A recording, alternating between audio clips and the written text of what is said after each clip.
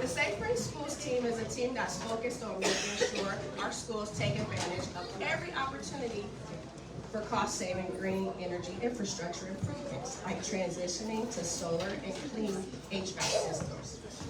We have a track record of success. We've successfully worked with champions who are here tonight to get CCS board to pass a resolution committing to being carbon neutral by 2050, and a policy with a roadmap for how do we get there. Every time a repair is made, the district is required to see if there is a sustainable solution that will do the job and save the district money. The district, in fact, just approved its first solar project.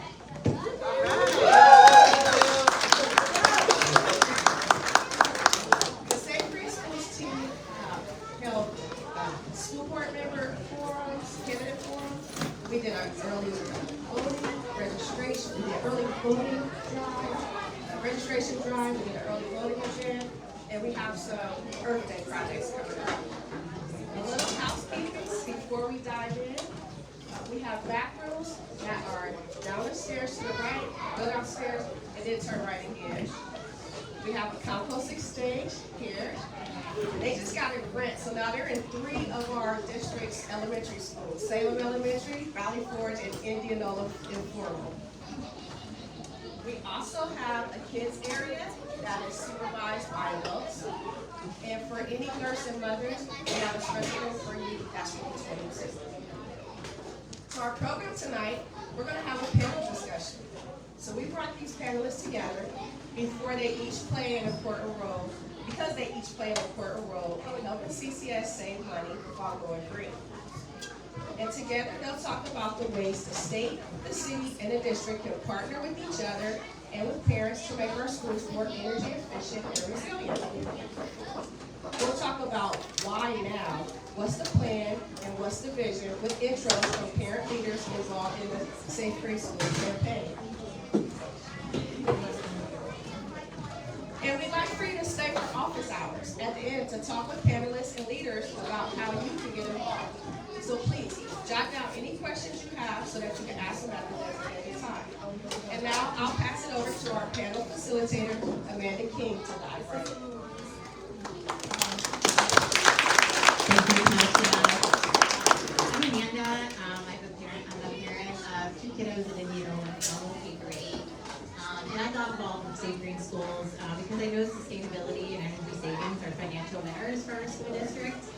And even more importantly, I know that climate change is upon us, and so do my kids. And I need to show them that we are doing something about it. So I'm so glad you're all here tonight and here too.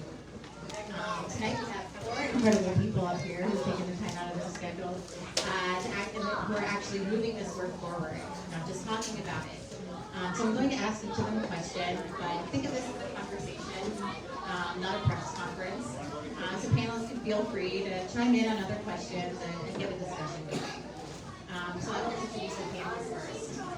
We have CCS School Board Vice President Sarah Nichols, CCS School Board Member and past Board President Jennifer Adair, Ohio State Senator Bill DeMora, and Assistant Director for Sustainable Columbus, Aaron Beck. You'll be hearing a lot from them tonight shortly, so let's get into it. Before we get into plans and visions, I want to start somewhere personal. We are all juggling a lot. The district is navigating real pressures. So I want to ask folks, why is this work important right now? First, I want to give the mic to one of our own. Susan, can you introduce yourself and share why this moment matters to you?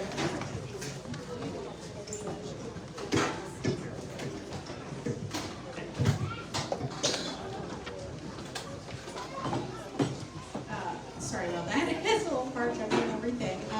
Good evening, everyone. My name is Susan Cavendish. I'm a parent in the district. My kids attend Westwood Elementary School and Berlin Elementary School, and I'm hoping to have one starting at Columbus Gifted Academy this fall. I became involved in this work because another parent brought me in, and I'm so grateful they did. As a parent, I want safe, healthy schools. One of my daughters has asthma, and that makes this especially personal.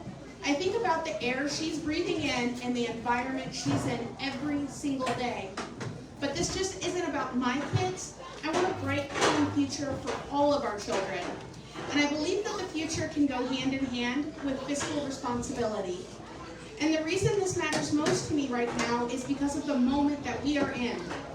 Public education is being squeezed from every angle. Districts across Ohio are facing serious financial challenges. And every dollar matters when it comes to protecting the education our children deserve. But at the same time, there is still funding available. Federal dollar, state support, grants, and private investment. We must start now. There is money on the table, but we need to reach out and take it. By beginning projects now, we can maximize those resources. If we wait, we risk missing out on opportunities that could make a real, tangible difference in our district and our city. Yes, the challenges are steep, but the opportunities are expansive. And that's why now matters to me, and I hope for all of you. Because this is our chance to take action, to be proactive, and build something better for all of us.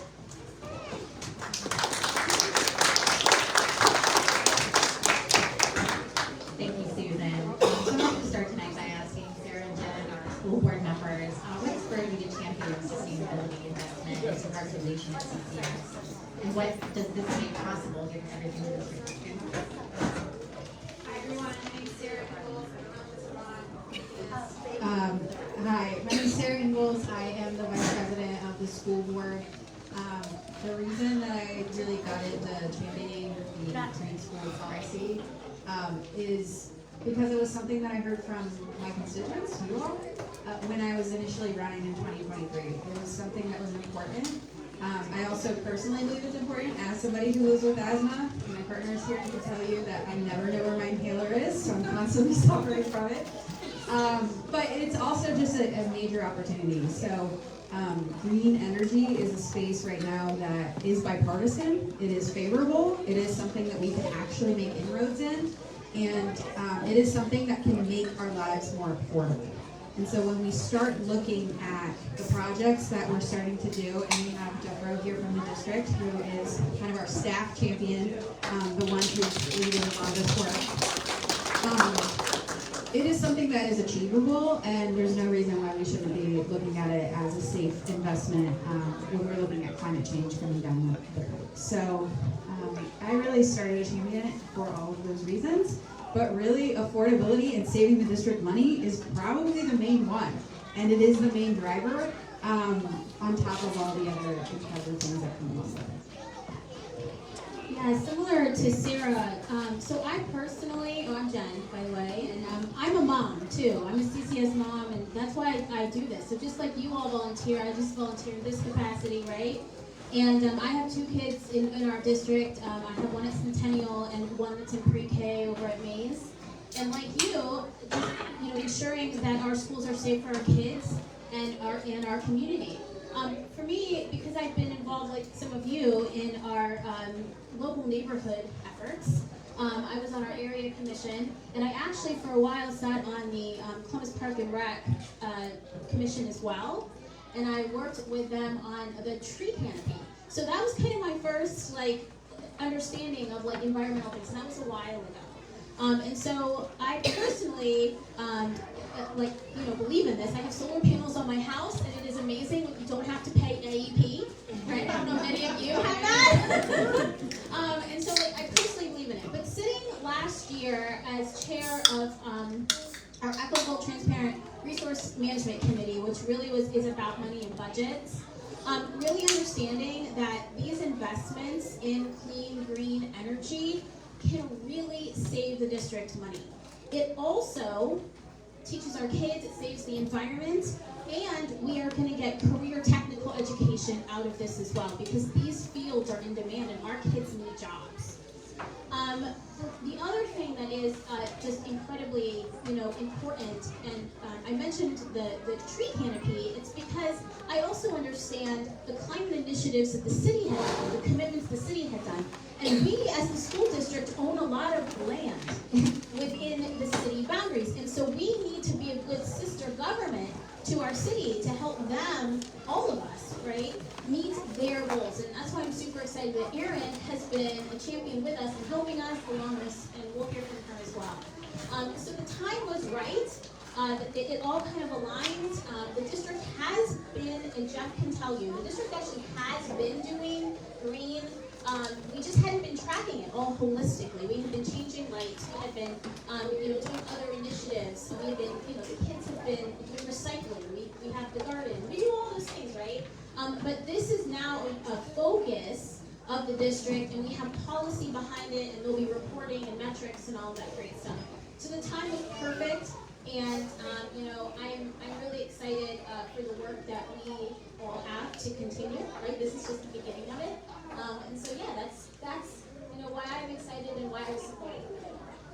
Thank you so much. Senator Demora, you helped include low-interest, long-term loans for public schools in the latest Ohio energy bill. Can you talk about that and why it was so important that public schools be eligible? So, I'll start with a little commentary that the last 30 years, the majority party in the General Assembly has been screwing public schools and cutting them year after year after year in favor of vouchers and charter schools. So, as we all know, other than personnel, the second largest expenditure for every school district in the state is energy, is utilities. So, back in another life, I was actually the executive director of the Ohio League of Conservation Voters. Mike Shelton was one of my board members sitting over here, actually. It's a plug. So I thought, listen, we have to do something. I mean, everybody's talking about property taxes. And everybody doesn't realize that because the property tax is so high, because the state doesn't fund public education like they should fund it, so districts have to keep going for levies and more levies. That raises property taxes. So I figured out, here's a way to maybe help school districts by giving them low interest loans that they can use for solar panels, they can use for efficiency, they can use for smart meters, they can use it for anything, and they get to pay back 15 years. It's a 1% interest loan. And I thought we have to do something to help school districts. And this was a way, because the majority party wanted my vote on this bill. They wanted to make it bipartisan. They wanted somebody from a big city, because none of them represent big cities, to have to actually vote for this bill. And I said, well, this is a way to get my vote, because we have to do something to help public schools in this state. Both my parents were public school teachers their entire life. So I was raised knowing that public schools are a way to improve ourselves and our country. And so this was the way to get that. One of the few things I could get, and in the minority in the Senate and the General Assembly, they don't give us much, okay? And when the chair of the committee said, Bill, I will give you this if you vote for the bill, I jumped at it. And so that's how basically it became a part of this bill, was to make sure that we could help public schools in some way, shape, or form, because I knew the operating budget coming down afterward was going to do everything they can to screw public schools. So basically that's how I got it in. We thank you for that. Can I jump in with some? I brought my actual testimony that I went to PUCO with. I want to talk about the numbers really quick, just so you all know how much money we spend on utilities, on electricity. So in fiscal year 2020, we spent $7.9 million as a school district on our electric utilities. We are projected this year, fiscal year 26, to spend $11.2 million. We also provided testimony to PUCO because some of our buildings are on Columbus Power and some are on AEP. And we had projected that with the rate increase, we would get another $2 million added to our electric bill, which didn't happen. So that's going to bring our total up. And unfortunately, because we have budget cuts, we still have to keep lights on. And so we have to find the money. So what Senator said is incredibly important. So thank you for your work on that. Yes, thank you. We're looking for those same numbers, and low winds for public schools. So Erin, can you tell us about your role at the city and give us a quick picture of Columbus's climate action plan? Absolutely. So again, I'm Erin Beck. I lead our Sustainable Columbus team in office. We are the citywide sustainability office for the city of Columbus. So we're focused on policy, programs, and resources for our community that are going to keep our community healthy, prosperous now, well into the future. And we are very much guided by our Columbus Climate Action Plan. That has been, we put our very first climate action plan in place in December of 2021. Sets our community on a path to get carbon neutral by 2050, as well as a 45% reduction in emissions and pollution by 2030. This is actually great timing that this event is happening because just last week we released our updated climate action plan, really reaffirming the city's commitment to climate, to environmental justice. We're not backing down from this work despite what we're seeing happening at the federal level and other levels of government. So we are continuing on that path towards those goals. I did bring executive summaries out there on the table, so please pick one up. I brought a full plan as well if people want to flip through that. But those are really the big goals that we're looking to achieve with our climate work. We're doing this work because we know these issues are impacting our residents. They're feeling the warmer weather, the more 90+ degree days. When we did this update process, we did survey the community, we heard that from them about one of the key things that residents are experiencing. And just as others have said, energy costs are going up. These are affordability issues. These are issues that are impacting our residents right now. And I will say, it is an honor to be on this panel with my board members here and my state senator. So very glad to have these championing at the state house. Thanks, everybody. Yeah, we're just definitely experienced like 3 or 4 climate-related events this last week, so we're really glad to take this seriously. So now we know the why, and I want to get concrete. What is actually happening? What is the plan? Dina, would you like to come up and introduce yourself and tell us how we got here? What part of the plan are you most excited about?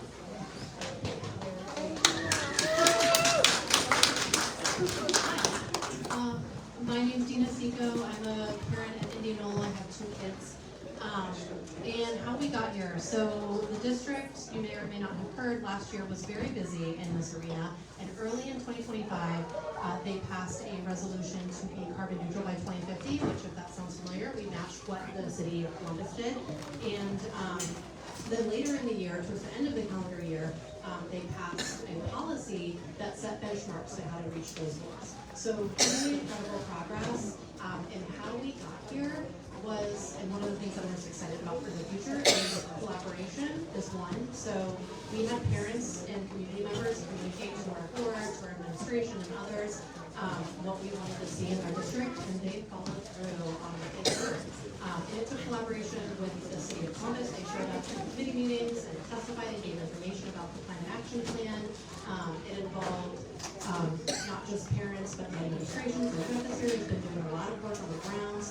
So collaboration is one thing that I'm really excited about for the future as well. And then also just the future vision. So the district it was mentioned, we now have a carport that's going to have solar in it, hopefully going live early next year, which is amazing. And then, there's so much potential. Our school buildings could have geothermal, they could have solar power on the roofs. We could have education, clean energy related education in our curriculum. So all of that vision forward is what makes me excited.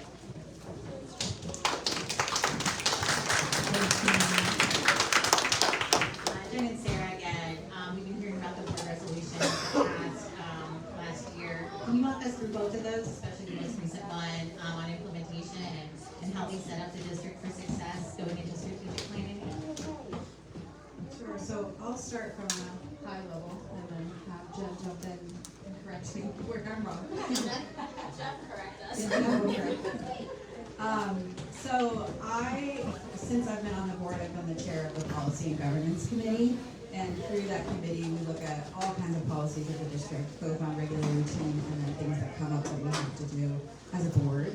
And so the policy that we worked on, our Safe Green Schools initiative, was working on an actual policy to implement. But to get there, we first had to do a resolution that we passed with the board. And the resolution didn't have a ton of teeth in it. Part of that happened at the board table. It came with teeth, left without all the teeth. So we saw that we're gonna have to convince some of our board members, we're gonna have to convince some other folks to really buy into the issues that we were trying to work on, and that this was actually achievable, and no, it was not gonna put a giant pile of bills on the plate of the school district that's already struggling to figure out how we're gonna make ends meet sometimes.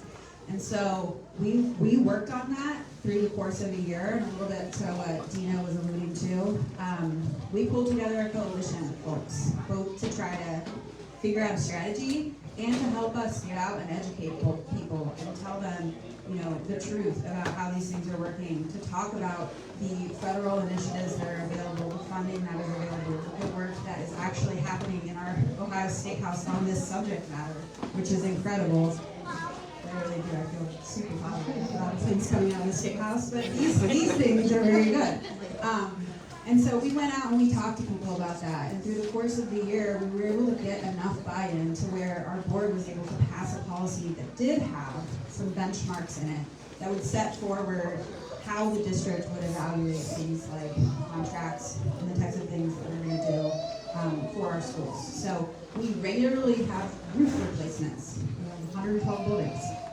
Roof replacements are a regular part of any building's hygiene, right? And so when we're doing those, asking the question, does it make sense to install something like solar? Does it make sense to do something that's more sustainable? When we're already investing in HVAC systems, are there systems in place that are more sustainable, cost efficient, and that really get us toward this path of carbon neutrality by 2050, so that we can become a part of the solution, not an addition to the issues that are happening in our community.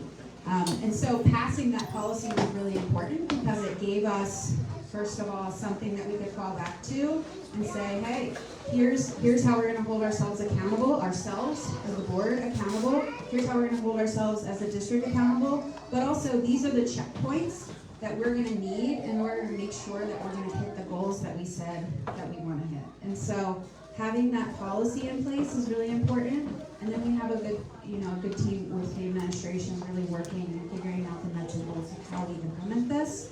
And I'm really proud to say that the administration has been very collaborative with us as a board and with our advocates. And so many of the advocates in this room actually regularly meet in a meeting with our administration to kind of figure it out together and work collaboratively. And that is something that, honestly, 2 years ago, I would have said, wow, this is going to be an uphill battle, and we're going to figure it out, but we're going to get it done. And now I'm so proud of all the progress, and it's happening so fast. And a lot of that is just really making sure that we had the buy-in and talking with folks. So. I don't really have, Sarah really hit the major points of it. I was honored that we were able to first bring this through the board, through the committee that I was chairing as more of a subject matter before writing the policy, right? We had to do that education. So we had Aaron come and do a presentation, and we had testimony from you all and from state high schools and from our advocates. And so we really started that conversation. We had Jeff and his team come in and talk about what we were already doing, because again, we were doing things. And so then it takes a while to make the sausage, right? And so we went through that process, and we were able to get those commitments from our board members and from our entire organization around that goal of becoming carbon neutral by 2050, and then going ahead and bringing the teeth back in and getting that policy passed, which was great. Just a couple of things that policy did. Sarah mentioned it, but some of the major things was we actually have a team around it, which some of the people in this room are on, which is amazing, so thank you. So Jeff here is one of the leaders of the team, and we have some more internal people, but we also have wherever Mez went, he is. He's on our team, and Chelsea Watson and Amanda King are also on our team. So people in this room are here, are participating, are helping us really make this happen. And that's how it should be, right?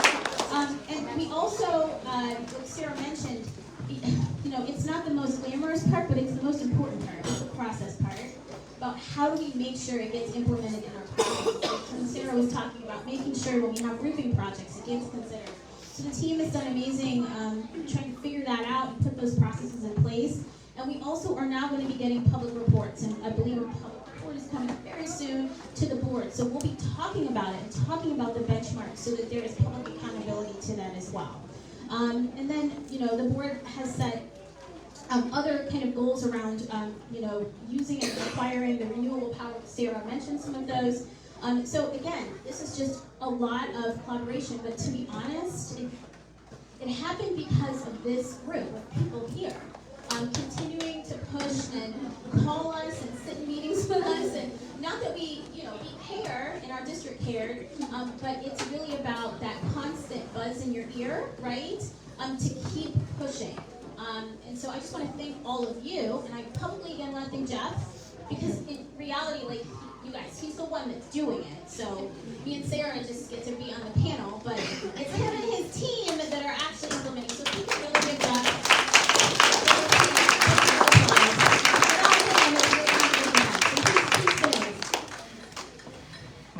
And thank you, Jeff, for all your work on this. Just a preview of things to come. There's a role for you if you're a CCS parent. Getting this work done and helping get it done as a CCS parent. So Erin, federal climate policy has shifted. Some of the incentives that were there when we started this work aren't there anymore, but the science on climate has not. How do you see the role of city government in sustainability, clean energy, and how do you push through the obstacles? Absolutely. So it's definitely a challenging environment, but as I alluded to and said earlier, we're not backing down from doing the work.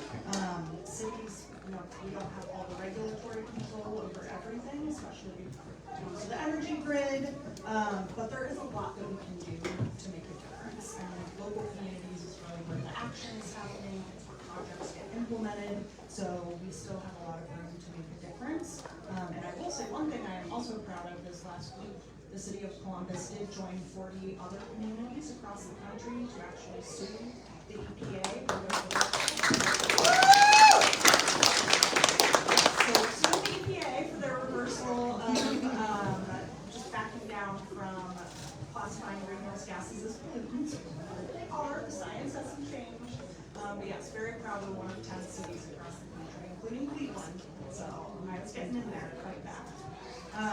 But yeah, in some ways it doesn't change though, the work that we have to do. There's still a lot of levers that we can pull. On the clean energy side, we do have our own division of power at the city.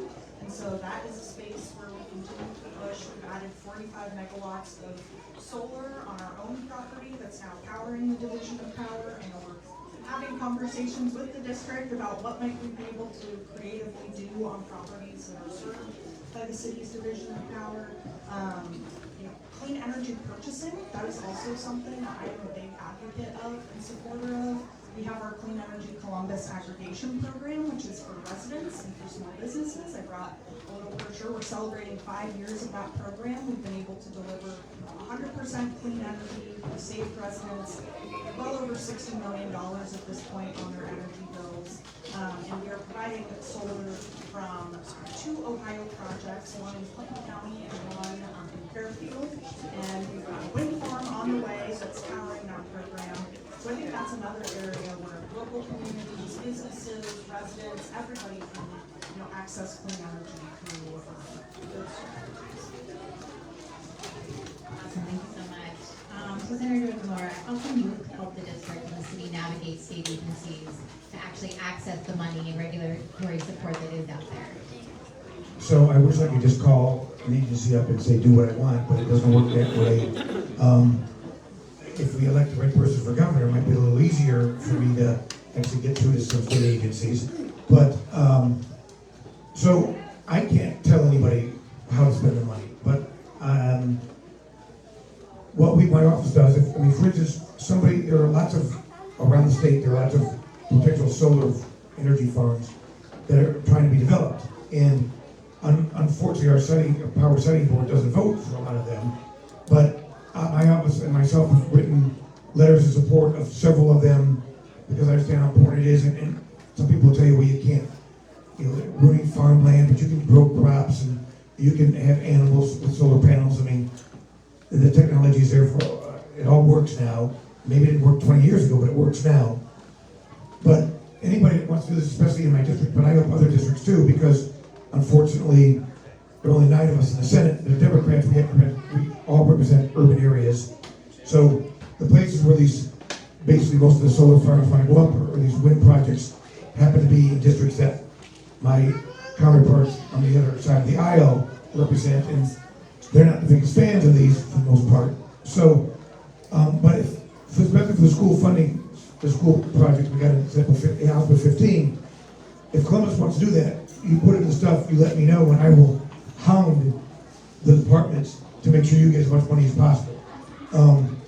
Because that's my job. And I'm sure that every legislator in Franklin County who all has a part of City of Columbus in their district will do the same. And since the chief of staff of the House is here, I know that she will get on her members to do the same thing. And my two colleagues that are Democrats in the Senate, Representative Franklin County, Senator List and Senator Craig, are all behind this project. But again, we can't, I wish we had more influence over the PUCO, what they do and what they don't do. I wish we had more power over the power setting board. We only have one Democrat in the House, one Democrat in the Senate. They have more than that. We won't get to vote, do they? The setting board, no. So the system is stacked against us, but we do what we can. And again, I have a pretty good relationship with most of my Republican counterparts. Not all of them, but most of them, even though I'm paying their ass, and I called them all out today when I'm basically cutting all the stat administration benefits for this county. We're losing over $5.5 billion in this county, so you make all the rural counties whole when it comes to stat benefits, so we're all in trouble. But I called them all out on it, but after the end of the day, I sit and have a drink with them, and that's how I'm able to get certain things in there, because I'm not calling them out individually for all the bad things they do, and basically most of the stuff they do is bad. So, but again, I fight for my constituents. I know that Sarah and the members of the House fight for everybody here in Franklin County.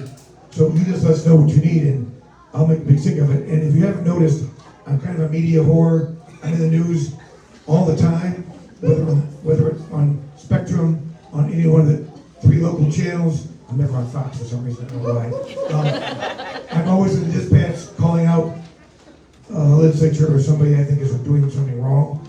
So I get a lot of publicity, and sometimes my colleagues don't like it when they get bad press, so they actually sometimes change their mind on things. I love everything I'm hearing. We need fighters. I know that. So now I want to zoom out, because this isn't just about one resolution or one grant. This is about what Columbus looks like in 10 years for our kids. So what's the vision? Charlene, would you like to come up and introduce yourself and tell us why is it so necessary for parents and community members to step up to make this happen? Thank you, Amanda. Hi, everyone. Thanks so much for being here tonight. My name is Charlene. I am a 3rd grader at Westgate Elementary. Go Gators. About a year ago, a fellow parent and now a friend invited me to a meeting just like this. And I showed up then, and I continue to show up today because I care very, very much about my kiddo's school and my community. And I know that our district is facing a lot of obstacles, and there are so many hurdles that are placed in our way through funding cuts and all these state mandates. And so I know that we have to tackle those challenges today, but that can't prevent us from planning for the future that we want for our kids. And so it's key that parents and community members are helping our elected leaders plan for that vision. One that prioritizes what our kids need, moves our district forward, and utilizes the cost savings from those smart climate initiatives like Sarah was talking about. And so we are here at this point because lots of folks, parents, community members, really encourage school leaders to work collaboratively so we can integrate green initiatives into those future plans. So many parents and community members showed up, spoke out, made their voices heard, and we're here today so we can continue that call. In order for us to keep building and planning for the future that we want, we have to continue that collaboration. We want our school to be a model for green initiatives that makes our community safer and saves much needed funds. So we're really hoping for that collaboration between the school, the city, and the state.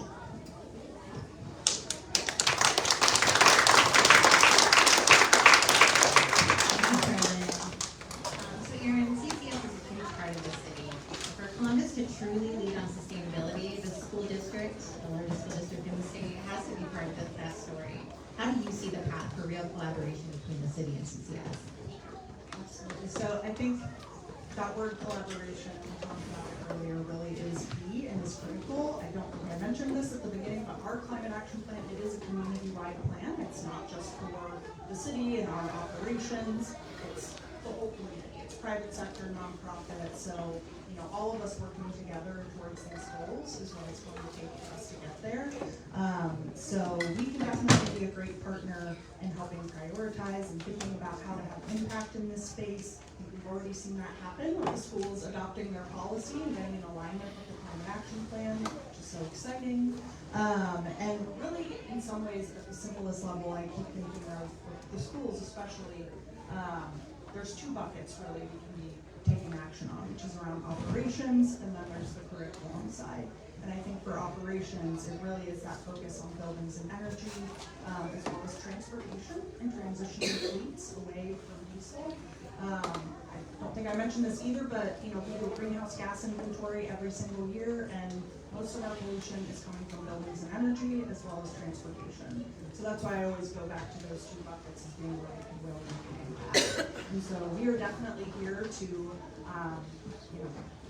to use this term, but be a thought partner with the schools on how we can tackle these issues. We are part of a network of cities that have national philanthropic support, so sometimes able to tap into technical resources. Really happy to funnel those over to the schools to help figure out how do we get some of this work done. I cannot personally commit to anything. I do have bosses and other folks who have to sign off on things, but I think if we found the right project, absolutely we could come together, stack hands in terms of resources, and see what we can achieve. And that is how the work gets done, truly. Absolutely. So Sarah and Jen, community and student involvement has been central to this work at CCS, and we spoke a little bit about that. Can you talk about how this involvement has kept you motivated to keep pushing? I think I did. I think I did answer that. But yeah, absolutely. I mean, you all have kept us motivated. Because we do care. Like, I do love this stuff, right? I mean, I have solar panels in my own home. But with all the things that we have to consider, and last year was really hard.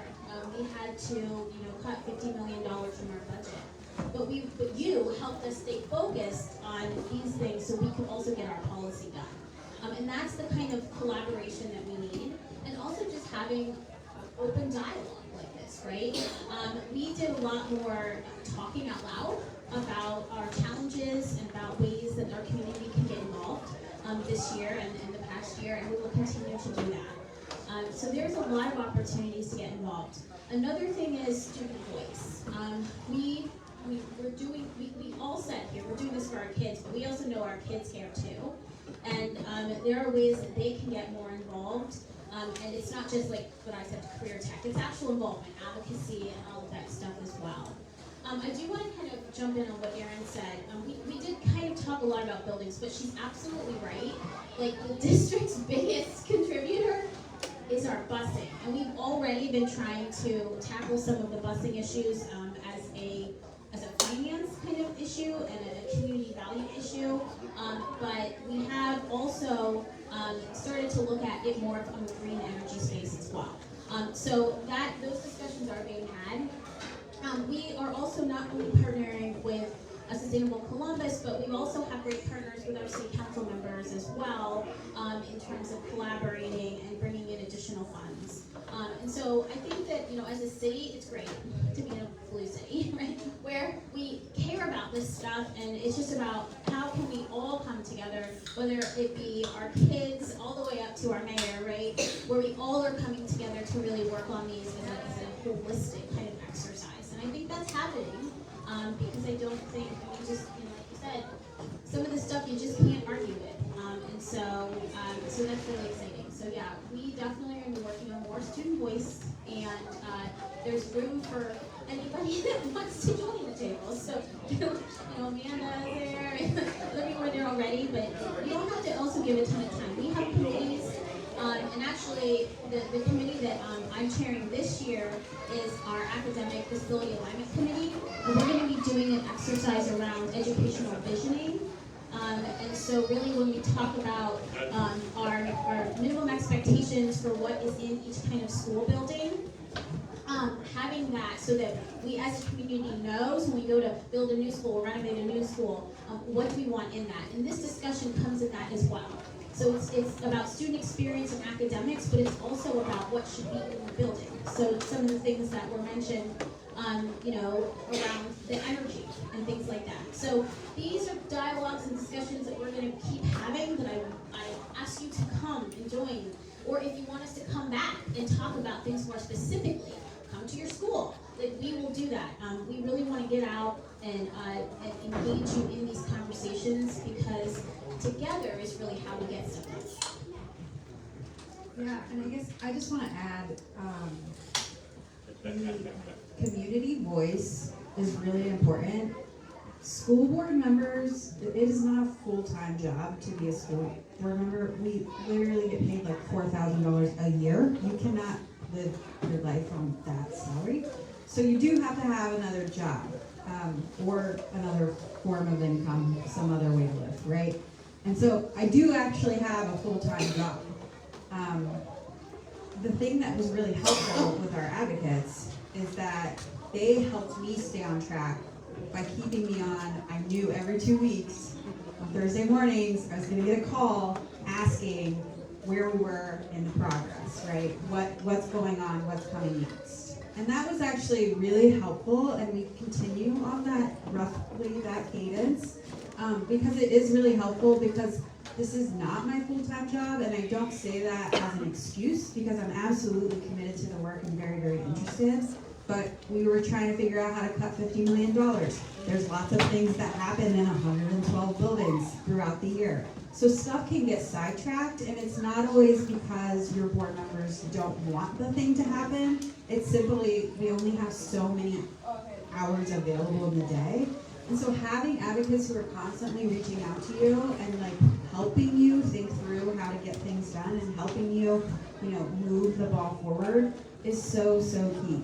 I will also say, everybody thinks, I don't want to speak too much with Senator DeMora on the stage, but everybody thinks that elected representatives get like thousands of emails a day. That's not true. Even your congressional members don't get that many, right? And so you sending emails, you making calls, it does matter. And sometimes all they're doing is just like, hey, can you tally how many calls we got on this to vote yes and how many we got on this to vote no? But it does actually make a difference. And so you reaching out to your board members, you reaching out to your elected officials, it does matter. That work does matter, and it does add up. And then if you see them in public and you ask, hey, how's that thing going? Or hey, can I get your support on this kind of stuff? Like that's how we move the ball forward. And I would say having our advocates in our corner who, one, would show up and help move that ball forward. Two, would help kind of put that pressure on. And then three, were just like credible thought partners who were genuinely there every 2 weeks checking in, because I know that they care and they trusted that I cared, was how we were able to get so much stuff done. So never undermine or think that your voice doesn't matter, because it really, really does. Sarah made a really good point about, so we have this rule where we can only talk to 2 other board members. Like, that's like a law, or else it's a public meeting, and like, so we don't actually get in rooms and like discuss things. And so, like, only 3 of us can talk about something at once. And so, like, me and Sarah were locked in. And so sometimes we couldn't go talk to another board member who maybe had questions or maybe needed a little bit more convincing. So our advocates. And so, again, because you are the constituents, you can also communicate directly with all of the board members and lean in, where it seems weird, right? You think we should be able to do that, but we can't. So I'm going to say thank you for that, too, all our advocates that did that. And as Sarah was talking, that was just another thing that popped in my mind. Yes, thank you, panelists. Being the squeaky wheel, even if you're not used to it, that's not something I was ever used to, but being a squeaky wheel and staying on it for something that's really important to you. We'll definitely have more to say about that in just a minute. But first, I just want to thank all of our panelists for being here today, board members Ingrid and Adair, Senator DeMora, being the wheel that really matters and is really important to me in our group. So we thank you so much for your time and all the work that I know is done on behind the scenes to get to this point. It's definitely an all-hands-on-deck situation. So and I also want to thank Susan and Dina and Charlene for sharing their stories too, because this work only happens when parents like you show up. We're hoping that more parents will show up and help us do this work. So what can you do? I'm going to invite Kat up here to tell you.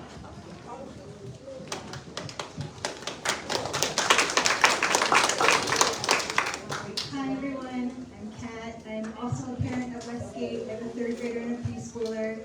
And I'm here tonight not just because green initiatives are a budget solution, although they are.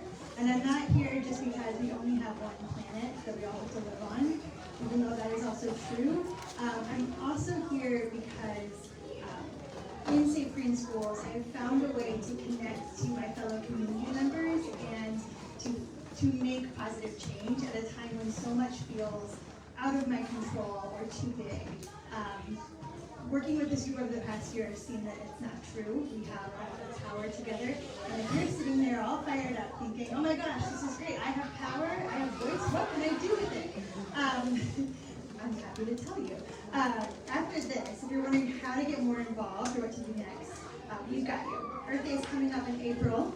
It was founded in 1970, and this Earth Day, we're calling on our CCS community, teachers, staff, fellow community members to take a stand for clean air, clean water, renewable energy, and the protection of our health and our children's future.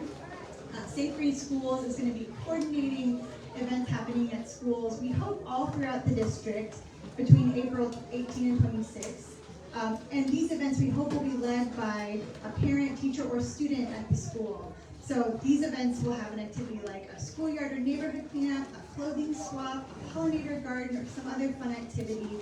It really is up to the community in that school to design what makes sense for you guys, what sounds fun and doable for you. So for example, at Westgate, our PTA is organizing a neighborhood and playground cleanup that's going to plug right into an existing structure we have where the PTA organizes meetups every so often in the park.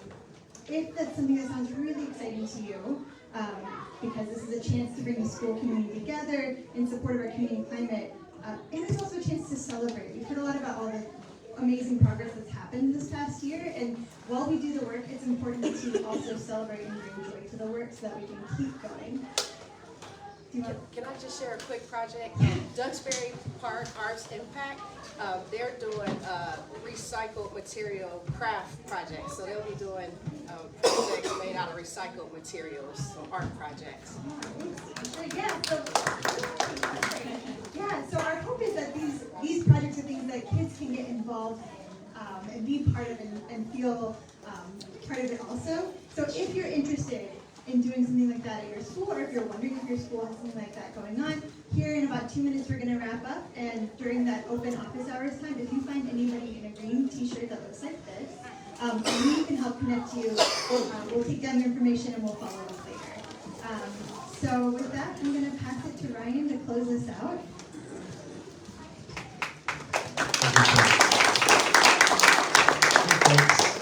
My name is Ryan Foshi. I'm a CCS parent, a Jack boy.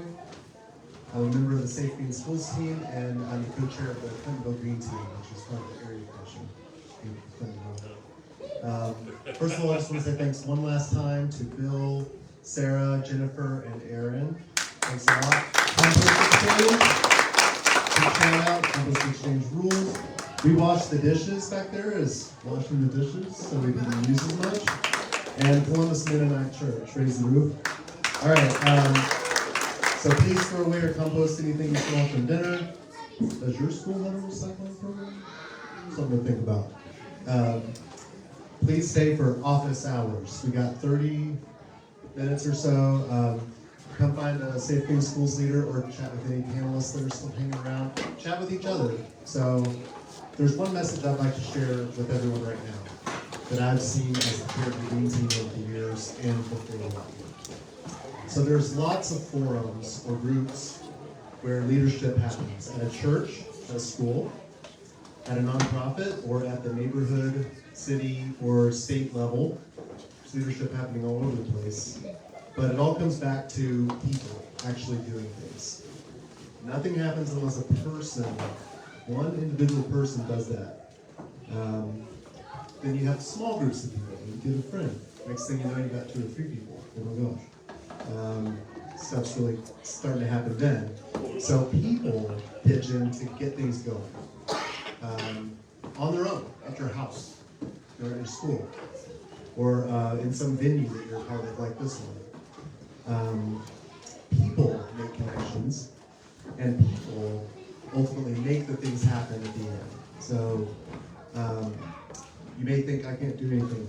Hyper-local groups are actually the very best way, or the very best type of group at running all sorts of projects at a school. So like a community garden. Salem is here. We got some Salem leaders and some gardeners. If you want to go see a good school garden, go to Salem Elementary up in the Salem neighborhood. It's just to the northeast of here, off St. Clair. That's maybe the best school garden I've ever seen in my whole life, and I've seen a lot. They did that all on their own. One person started that. I think they got up to like 30% of the school in the garden club, which is an incredible number of kids, 30% of the whole school. So you can do litter cleanups in your school. There's two great examples that were just talked about. One person always starts that kind of stuff. So, yeah. It's also all the same team at other levels. You know, projects like solar panels, you might need a little help on that kind of thing. But when we all work together, that's really where it starts to take off. So we've talked about that a lot tonight. So do that. Engage someone in conversation, start things off, and follow your inspiration for Earth Day. Let's say just clean up an alley.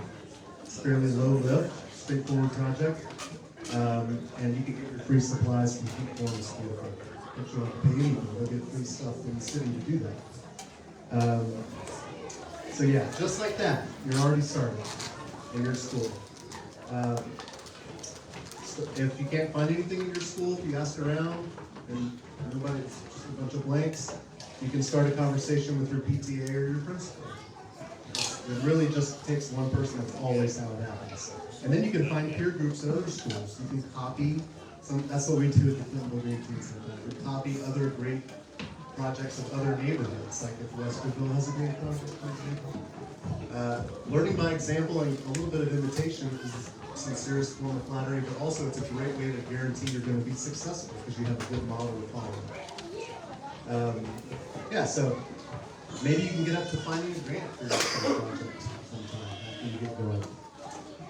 You can do things yourself without grants too.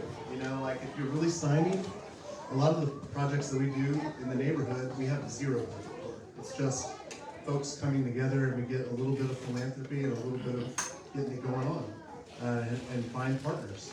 So go out there and do it, make it happen, and have a good time chatting with each other tonight and thinking about Earth Day coming up. Thanks. Everyone have a great night. One last thing. Thank you, Anderson, for me. I'm working on, I'm part of a coalition working on a valid initiative called Our City, Our Say. We're advocating for true district representation and doing away with the at-large city council model. Please sign a petition. One person can do a lot, but we're looking for 25,000, so probably right on that. Quick questions for you. And you may or may not know. So I want to start getting